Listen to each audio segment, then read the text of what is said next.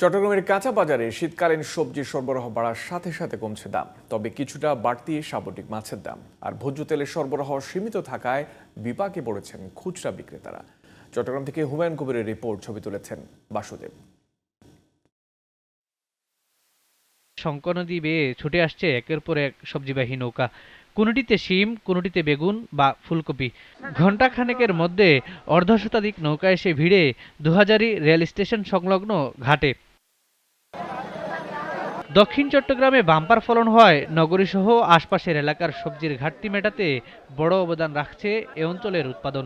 তবে কৃষকদের অভিযোগ, আগাম ফসল উৎপাদনে যে টাকা খরচ হয়েছে তার ন্যায্য দাম পাচ্ছেন না তারা। ব্যবহারিক করলে নিতেছে 30 টাকা, বেচাতে 60 টাকা, তা আমরা ন্যায্য মূল্য পাইছি?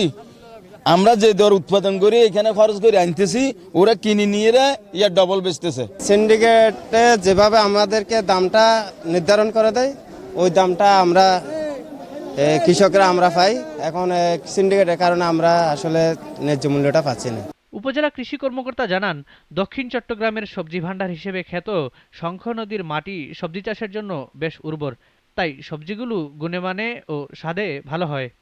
আমাদের বিশেষ করে দোপাছড়ি, দুহাজারী, কাঞ্চনাবাদ, হাসিমপুর, বলতলী ইউনিয়নের সবজি হয়ে থাকে।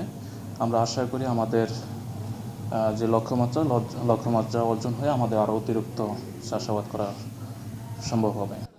Sohel Ahmed, GTV news.